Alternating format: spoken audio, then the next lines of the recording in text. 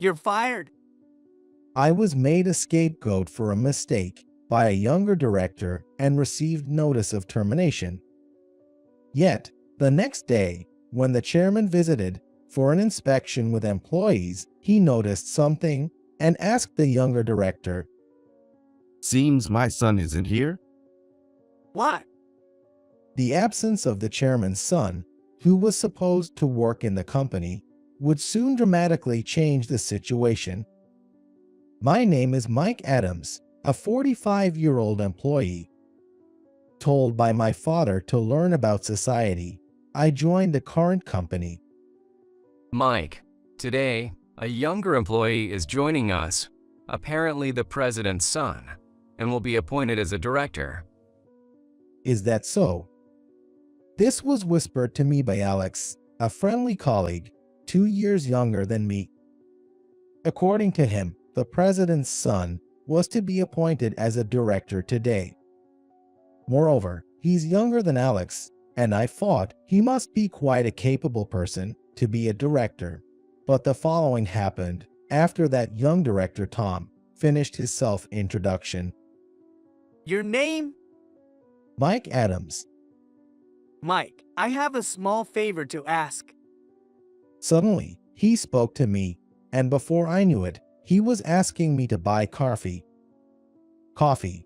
You didn't know where to find it. There's a vending machine outside. I pointed out the vending machine outside the office.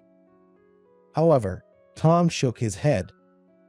I'm telling you to buy it for me. Giving such a plain response, just as you look. Should I spell it for you? I'm telling you to buy me a coffee. I was pointed out for my plain appearance and asked again by Tom. Everyone around, including Alex, was astonished. Why should I go out of my way to buy your coffee? Tom, we'll buy it. Please sit and wait. Alex hurriedly interrupted me from arguing back. Hearing that, Tom smugly returned to his desk.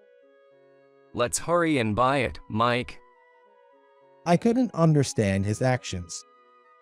But I went to buy Tom's coffee with him. Why did you say that? He could have gone himself. After buying Tom's coffee from the vending machine, I questioned Alex. He immediately started looking around, making sure no one was listening, then explained. Tom is the president's son. We'll get into trouble if we don't comply. Trouble? I heard from others. If you get on his bad side, you're out. It actually happened in a department before. It seems like he reports directly to the president. Alex's complexion wasn't good as he revealed this. I was shocked such things were tolerated. So, that's how it is. Alex, thank you for helping me and giving me advice. No problem. It'll be tough, but let's keep working hard. Alex's expression softened, and he seemed pleased with my gratitude. I felt reassured, knowing there were still employees like him in the company. But then, strange things began happening around me. My pen's gone. Returning from the restroom during lunch break, my pen, which should have been on my desk, was missing. I searched around, but couldn't find it anywhere. I didn't have a choice. In the end, I decided to use a spare pen I had stored in my drawer. Then, I started working with it. Initially, I thought I just misplaced my pen. But similar incidents occurred the next day too. Arriving at work, my desk calendar, which I had left on my desk, was gone. Strange. Alex, have you seen my calendar? My pen disappeared yesterday too. Asking Alex, who sat opposite me, elicited an overly dramatic reaction. He quickly said, I don't know, but something seemed off. All right. Let me know if you find it. Understood. Alex's awkward demeanor caught my attention, but I decided not to press further and return to work. Yet, The following days continued with more of my personal items vanishing. Eventually, I suspected someone was deliberately behind this, especially since Alex had been acting strange since the losses began. Alex, can I talk to you for a sec? Yes, what is it, Mike? Surprised by my sudden call, he jumped. His unusual reaction piqued my interest. It was as if he was scared of talking to me. How about we take a break together? I've got something I want to discuss. At break time, I invited him, and after ensuring no one was around, he agreed, of course. What's been going on? You've been acting differently lately. That is... In the break room, as I was about to inquire about his recent behavior, Alex hesitated and then suddenly confessed. I'm sorry. I've been hiding your belongings. It was me. I was shocked by his sudden admission. I had suspected, but to hear Alex had been the one was surprising. Why would you do something like that? It's unlike you. Well, actually. Then, Alex told me that Tom had ordered him to do so. He said he was threatened to be fired by the company if he didn't obey the order, as Tom would tattle to the president. I have a family and a daughter. I was afraid of disappointing them if I get fired. I see. I understand your situation. Don't worry, you won't get fired over something like this. What? Alex was surprised by my confident assurance. He had a face that seemed to ask, "How can you say that with such confidence?" That would be revealed a bit later. It was when Alex and I returned to the office from the break room. Thank you for lending me these, Mike. As Alex returned my belongings, Tom approached us. What are you doing, Alex? Predictably, Tom, who had given Alex the instructions, bit the bait, and I pretended to be puzzled. What do you mean? I'm just getting back the things I lent to Alex. Despite being threatened, Alex trusted me enough to muster the courage. Feeling, this can't go on, I deliberately drew out Tom. I thought he wouldn't stop unless we did this because his actions had been so negative. Really, Alex? So you were lying when you said those items were yours? Quite the thief, then? Thief?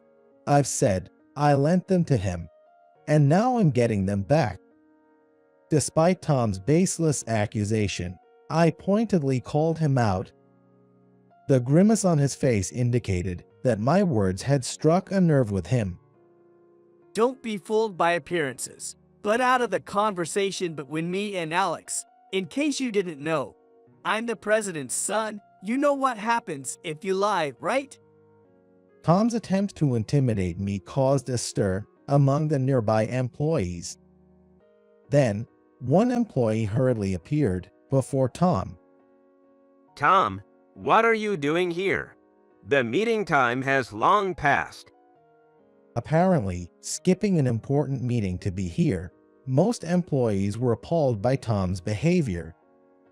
However, in this situation, Tom smirked mischievously, as if he had come up with a good idea.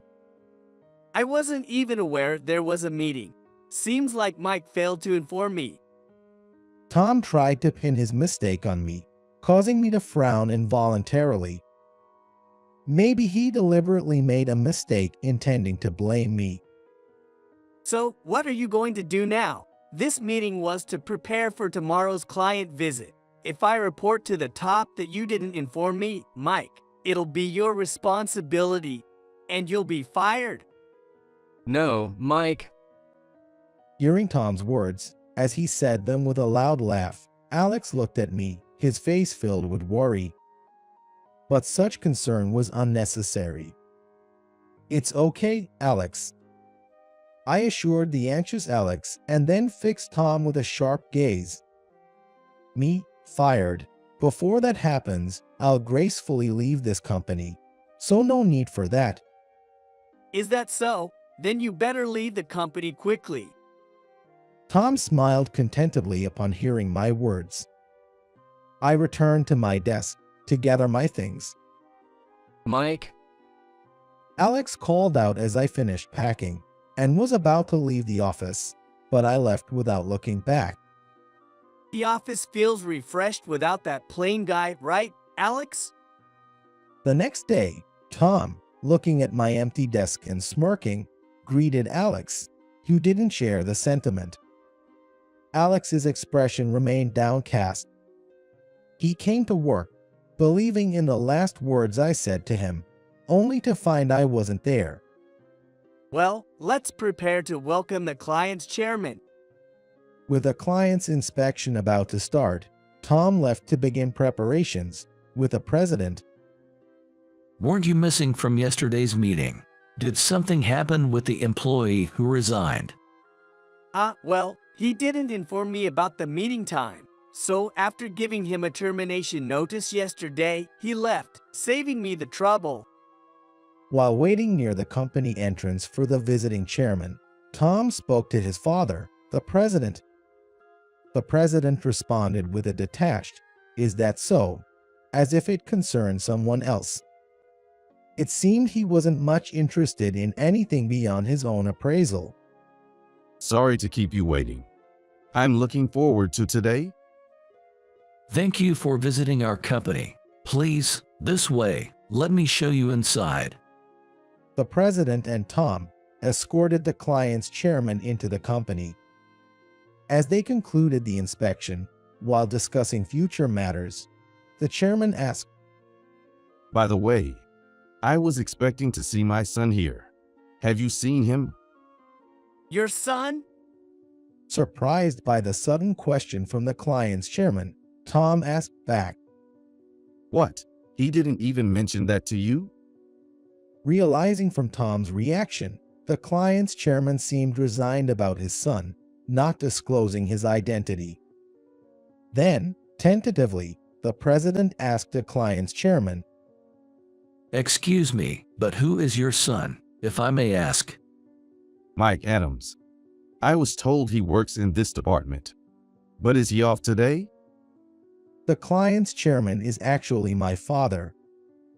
Tom, pale-faced, was unable to answer the chairman's question. Don't tell me the employee who resigned yesterday was. The president, putting pieces together, looked towards Tom. Tom nodded tremulously, admitting the president's suspicion was correct. At that moment, the president's anger erupted.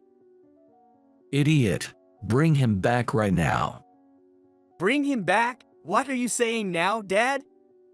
As Tom resisted, the president recalled my credentials he had heard from his father. The chairman's son, unlike you, graduated from Harvard and has served as an executive. What? You're well aware, aren't you? My son is my pride and joy. Feeling as if he was being praised himself, the chairman let his face relax carefreely. The chairman might be a helicopter parent, Tom thought, but the president's shout snapped him back. Bring him back now, immediately. All right, all right. Scolded by the president, Tom, feeling reckless, pulled out his cell phone from his suit and moved away to call me. The chairman watched, clearly exasperated. Is it really necessary to bring my son if he's off today? No, it's best if your son also joins our discussion. Please, feel free to wait here. The president hastily put on a smile, having kept the chairman and his staff waiting in the reception room until I arrived. You got me scolded by the president because of you. I wasn't informed you're the chairman's son. He's looking for you, so come to the company now. Tom, sounding puzzled, called me on my phone. He had driven me to resign, and now this.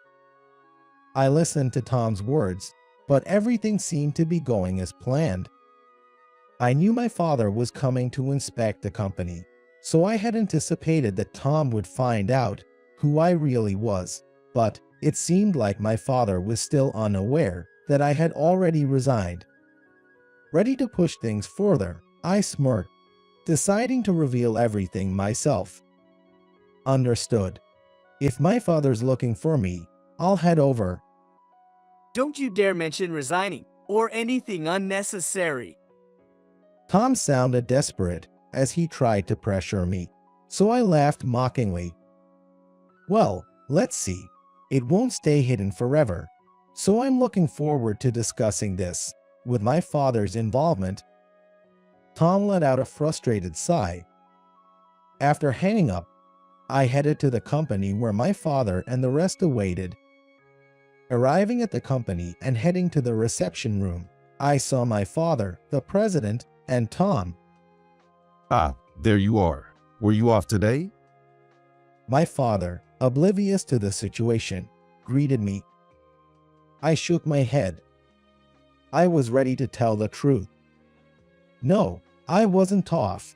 I was unjustly given a termination notice by that director, so I felt compelled to resign. What? You were given a termination notice and resigned? My father and the president gasped in shock. And Tom turned pale. Ignoring the stricken Tom, I continued. He tried to pin his mistake on me. It's only logical. I couldn't possibly continue working under such a superior.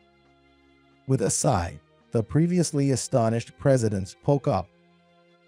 He said you forgot to inform him about yesterday's meeting. Was that a lie from my son? Unfortunately, it seems you were misled by your son's words. Perhaps you should ask him directly. With a pressing smile, I made my point, causing the president to blanch. Turning to Tom, he raised his voice. What is this, Tom? You lied to me too. It's not a lie. I just forgot about the meeting. Forgetting and then blaming the chairman's son for your mistake. That's a grave issue in itself. Intending to make excuses, but digging his own grave instead. Classic Tom. So, such things happened before my visit. My father interjected, prompting the president to halt his scolding. There's no need for further anger. Chairman. They thought the chairman was showing mercy. The president and Tom brightened up their expressions. But in the next moment, both were plunged into hell. I'll be terminating our contract with your company. So be at ease. Farewell. Chairman, I'm truly sorry. Regardless of not knowing about your son, what my son did, please reconsider. As my father stood up and called out, "Let's go," the president hurriedly apologized and tried to persuade him to stay, but my father's mind was unchanged. Even if I didn't know about my son, I can't continue a contract with a company that treats people so unfairly. Hurriedly heading towards the door, my father, accompanied by his staff, was the first to leave the reception room. The president hastily followed after. I intended to take over my father's business eventually. Working here was just for social experience, so leaving the company just came a bit earlier than planned. Seeing Tom looking regretful, I couldn't help but gloat. Ah, but I doubt you and this company's future will be bright. If only you hadn't ordered Alex to take my belongings or tried to pin your mistake on me. What a shame. Think you've won, huh? Doesn't matter if you're the chairman's son or we lose a contract, there are plenty of others. You don't get it, do you? There aren't many companies with contracts as big as my father's company. Ever wonder why the president chased after the chairman so desperately not to lose the contract? Think hard with that poor brain of yours. When I couldn't help but express my astonishment, Tom flew into a rage. He seemed like someone who could only respond with anger. Well, I hope another big contract comes your way then. I'll take my leave now. Thank you for everything. I left the lounge, dodging the enraged him with insincere words. Unlike with the president, Tom didn't follow me, making me chuckle at the foreseeable future. Despite the president's efforts, the contract was terminated. Really? He was so persistent, complaining about not wanting to lose the contract. If only he disciplined his son properly? My father grumbled, sounding exhausted from reminiscing. Unlike Tom, the president could grasp the sense of crisis, so perhaps he has lost interest in his son. It's your fault we lost the contract. Bring in another one. Why do I have to suffer like this? Tom lamented after being scolded by the president and thrown into sales. But the conversation in the lounge had been witnessed by employees, and rumors about the president and Tom spread to other companies. Sorry, we're not interested. Please try elsewhere. Leave and don't come back to our company. Tom was met with rejection everywhere he went. Eventually, no company wants to contract with theirs. What a mess. Returning to the office without any sales success, Tom's failure caused unrest among the employees. Maybe it's time to quit. This company seems doomed. Indeed. As whispers of resignation spread among the staff, Tom finally felt a sense of crisis. Then, to add insult to injury, someone approached him. I'm resigning. Thank you for everything. It was Alex, who handed in his resignation to Tom. Tom, taken aback, involuntarily accepted the resignation letter. Seeing Alex's resignation letter, he couldn't hide his anger. What? Leaving the company in crisis? What are you thinking? It doesn't matter what you think. I've already found another job. Smiling, Alex, after delivering the double shock of resignation and job change to Tom, left the office feeling refreshed. Witnessing the entire scene, the employees become more agitated, realizing, indeed, I should also consider changing jobs. A week after Alex left, he started working at my father's company. I've missed you, Mike. I was shocked to learn you're the chairman's son. Sorry for surprising you. We got successfully reunited at my father's company. Alex shared this tearfully. In fact, after I resigned, I revealed my identity to Alex and invited him to work together at my father's company. I owed a lot to him from our time at the previous company. Leaving him at the old company would have risked his job. Indeed, the previous company we both worked at went bankrupt. Contracts were canceled one after another, and employees resigned en masse. The president had no choice but to declare bankruptcy, and Tom was blamed for the downfall. Having lived at home until now, Tom was kicked out and seems to be living alone in a shabby apartment. Rumors have spread within the same industry, so he's been turned down at interviews and now lives off part-time work in a restaurant.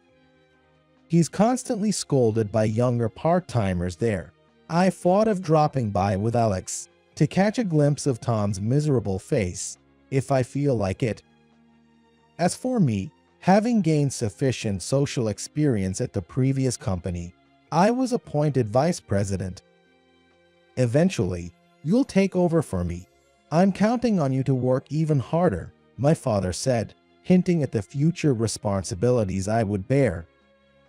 Alex, having been just a fellow employee until recently, was full of confusion. Just treat me like you always do. I prefer it that way. Really? It feels a bit presumptuous. But I'm grateful to you, Mike. You helped me at the previous company and introduced me to this one. Thank you. Seeing Alex's beaming smile made me happy too. He said it allowed him to protect his family, but I reminded him that It was his achievement. Let's both keep up the good work. Yes, of course. And so, we embarked on a new beginning, striving forward every day. In a restaurant with a nice open terrace in Greenpoint. As I smoothly parked my pickup truck in front of it, I could hear my daughter, Emily's voice, who had arrived earlier. That's my dad's car. He uses it for work. Then, cutting her off, a man's raspy voice echoed. Coming here in that kind of vehicle is so inappropriate. Is your father a high school graduate working in a factory? Emily looked perplexed at his words. The owner of the raspy voice seemed to have had a few drinks already, grinning with a flushed face. It had been a while since I encountered someone who thought making such tasteless jokes was funny. After affixing a parking ticket to my pickup, I walked up to the man. I unbuttoned my freshly tailored jacket from the day before yesterday and presented my business card right under his red nose with utmost calm and friendliness. Here, I'm the president of a factory with an annual revenue of $50 million. Jack appeared taken aback. He was frantically searching the company name on my business card on his smartphone. No wonder. In Jack's worldview, someone who rides in a pickup couldn't possibly have a higher status than himself. Then, as if introducing myself, I began to recount my life story, answering his questions. My name is Victor. I'm a 63-year-old factory owner. The factory has grown significantly over the years, and so has the number of employees, but it took a lot of twists and turns to get to where I can talk about it like this. The story goes back to my childhood. Born as the son of a poor textile mill owner in the Midwest, I spent my childhood in hunger. I was born in the 1960s, a time when inexpensive and durable cotton products were being produced in large quantities in the U.S., causing the value of traditional textile mills to plummet. With that income, we couldn't make ends meet for the whole family, and there were times when my father had to kill a chicken that came into our yard to provide for our dinner that day. I was ordered by my father to do it several times, and the sound and the feel of it are still with me, making me recall those moments whenever I see chicken meat. One day, when my parents could no longer bear it on the factory's income alone, they started saying they were going to a community meeting, leaving me at home and not returning until late at night. The next morning, I would find a pile of flyers at the entrance. They were flyers for an invitation to join a new religious movement. Looking back, I think they were getting paid incentives by the cult for working as recruiters. What started as a recruitment effort for survival gradually consumed my parents' spirits. Every election, my mother would repeat in a frenzy, Believers will be saved. So, if you vote for that party, everything will be saved. That's right. If you give up your desires, you'll be liberated. So, you too. It was always like this. No way could I have a proper life in such a home. I needed to leave. I'm thinking of leaving. Why, aren't you happy just being here? I'm just fed up. Don't you lack faith? Did you do your duty today? If you do your duty, you won't have to think about unnecessary things. I'm leaving anyway. Saying that, I packed my things and stormed out of the house. It was the night of an 18-year-old, just a bit away from graduating high school. The spring wind was blowing fiercely. It wasn't that I had nowhere to go. I had jotted down my uncle's address and phone number in my notes. My uncle, living in Fresno, was single but had been concerned about our family since I was young. Whenever something comes up, give me a call. I feel like I understand what you're going through. My uncle often told me that. Entering a phone booth, I dialed his number with trembling fingers, and his gruff voice answered. Hello, Hello, who's this? it's Victor. Victor. What's going on at this hour? Well, I've run away from home. There was a brief silence as if my uncle was thinking, but then he said, Got it. Come to my place. I'll take care of you. Soon after, I took a slow train to Fresno and ended up rolling into my uncle's house. My uncle was an electrician by trade and was often out during the day. The house was scattered with various tools and parts, like wire cutters and wrenches. What caught my eye, however, was a box-shaped machine fitted in the back of the room, unlike anything I had seen before. This box had knobs of various sizes on it. Once, while my uncle was away, I turned the knobs. Suddenly, a loud noise unlike anything I had heard before, along with intermittent faint beeping sounds, started coming out. Interested? Whoa, I turned away in embarrassment as if caught in a misdeed when he spoke from behind me. However, my uncle was looking at me with excited eyes. It's called ham radio. With this, you can communicate with people all over the world. How about that? Isn't it cool? with people all over the world. Yo, that's right. You can have conversations with people on the other side of the earth through invisible signals. If you want to know more, I'll teach you everything from scratch. From then on, I became addicted to ham radio. I clung to my uncle day and night, fascinated by the strange box I had never seen before and the sounds from the other side of the globe that came from it. When my uncle was out, I would spend the night in front of the radio, deeply engrossed in communication, often realizing it was morning before I knew it. That's when I started helping with my uncle's work. I would hop into the passenger seat of my uncle's pickup truck and travel around Fresno for electrical work. Since the pickup didn't have a car stereo, my uncle would bring a radio into the car, teaching me various things in tune with its broadcast. I think more than half of the important things in life I learned in those conversations with my uncle in the pickup. Listen, Victor. The key is to think calmly. No matter how tough the situation, analyze the current state, identify the problems, hypothesize, and then test. If you can do this, you're not likely to fail. However, my uncle passed away due to an unforeseen accident during construction work. I couldn't get the details from the contractors, but it seems my uncle became a casualty trying to save a colleague who had made a mistake. I felt an unbearable sadness and frustration.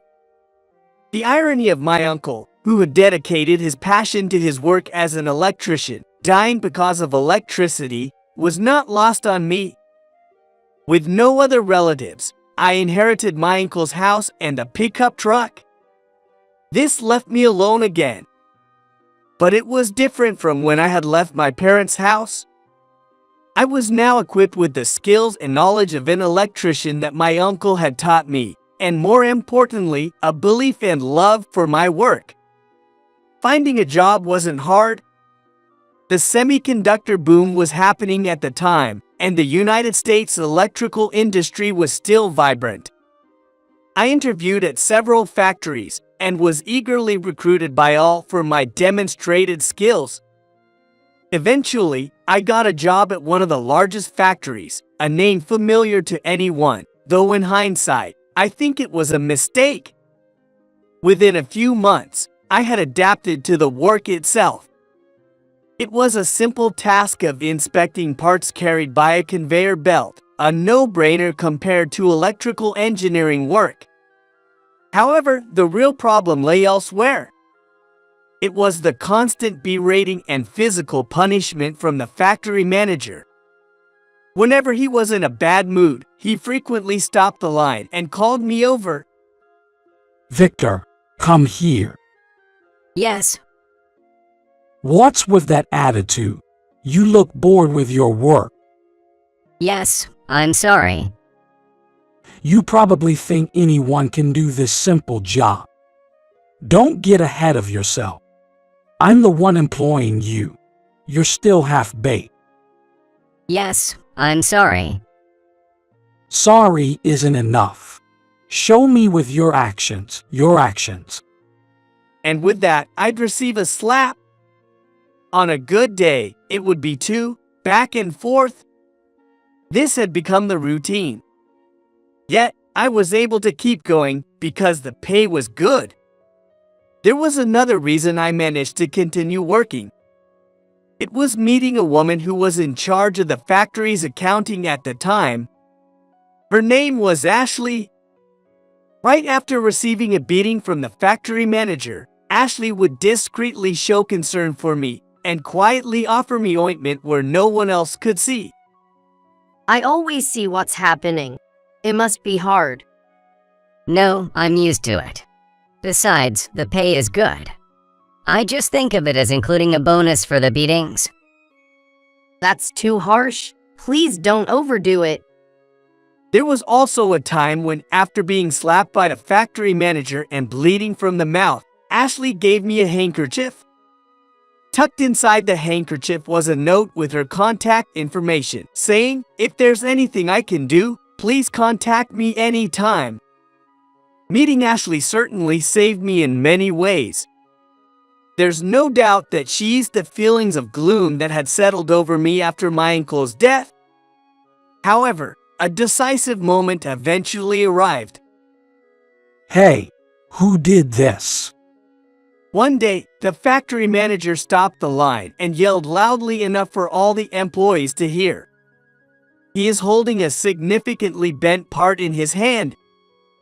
If someone doesn't come forward now, I'll knock everyone down. I knew who had checked that part.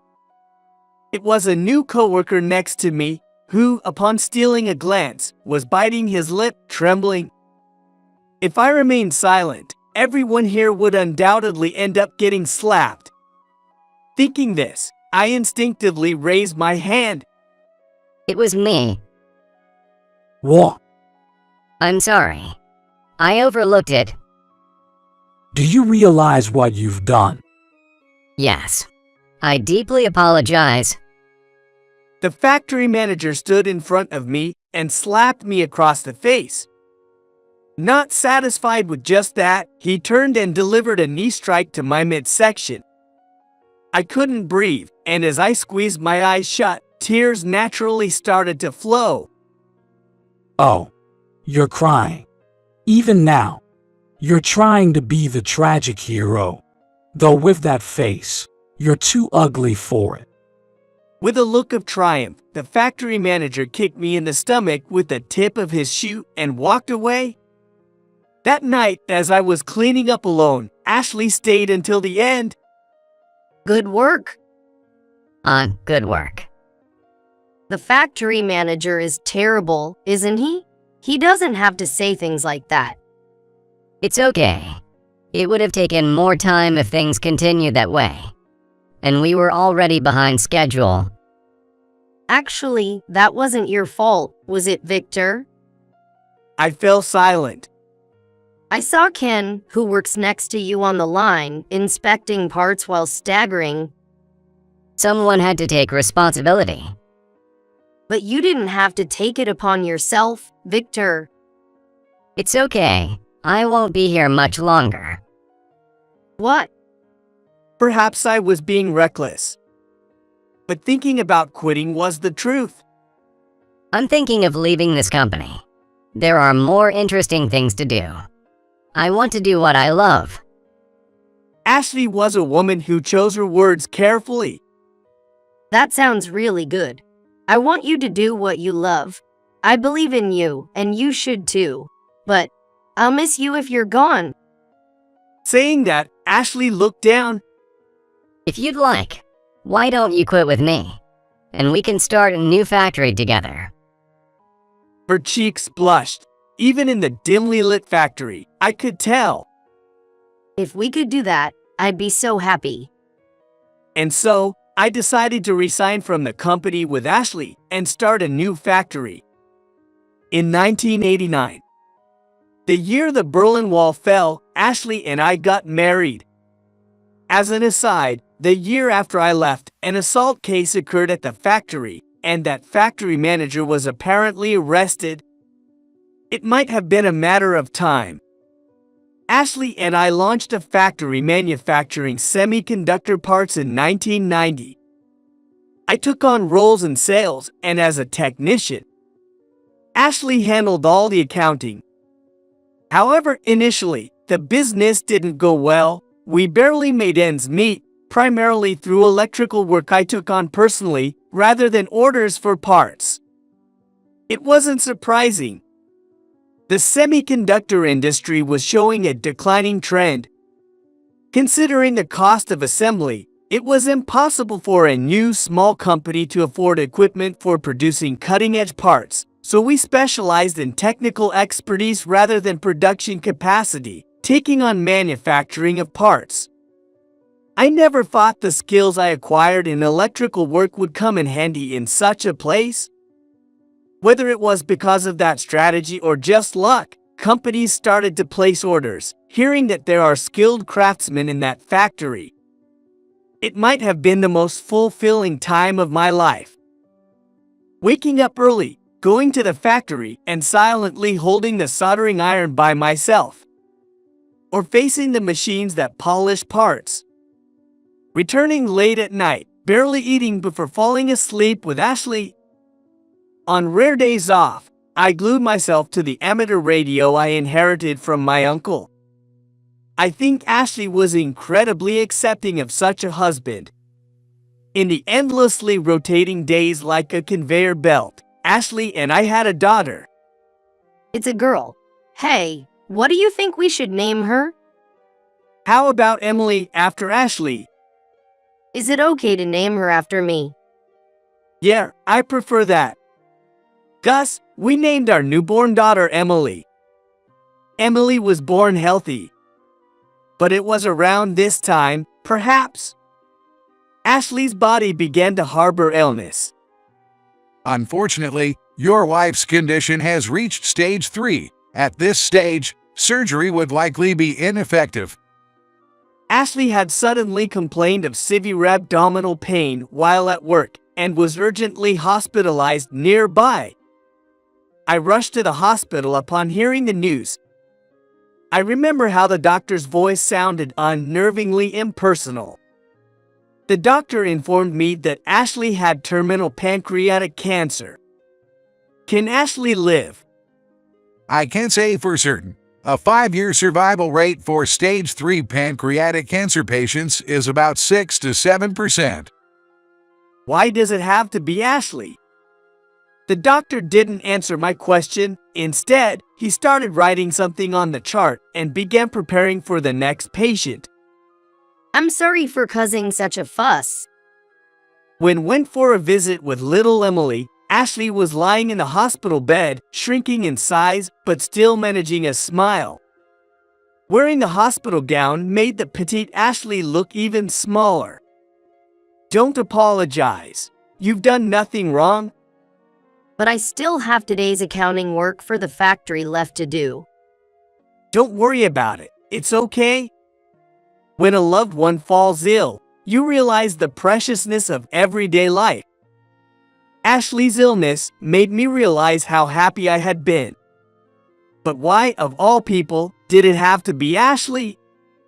Emily, make sure to support your dad, okay? Yes. Even young Emily seemed to understand the situation and smiled without any worries. And you believe in yourself. I believe what you're trying to do is right. Stop it. Don't be so formal. No, I want to say it while I can. Ashley was serious. The battle with her illness didn't last long. Perhaps that's what Ashley wanted. But now, there's no way to know for sure. Ashley's last expression was very peaceful. Ashley's glasses were placed inside her coffin, and I felt like I had lost everything. Had everything I'd done up to now been a mistake? I couldn't save Ashley. I had made her suffer. Maybe she wasn't happy. For a while, I couldn't focus on anything, not the machines I loved to tinker with, nor the amateur radio. The world seemed gray. Suddenly, while looking at the factory machines, I wondered what would happen if I stuck my head inside one of them. The machines I once loved and obsessed over now looked demonic. During those days of depression, I began to drown in alcohol. I knew I had to work, but my body wouldn't move. I started drinking from the morning and continued in a daze. Our savings ran dry, and without Emily knowing, I borrowed money from the newly popular consumer credit ATMs. Surprisingly, it was too easy to borrow money, which only made me feel more lost. I even thought it might be quicker to gamble with that money. Or I considered the worst case scenarios. When I came home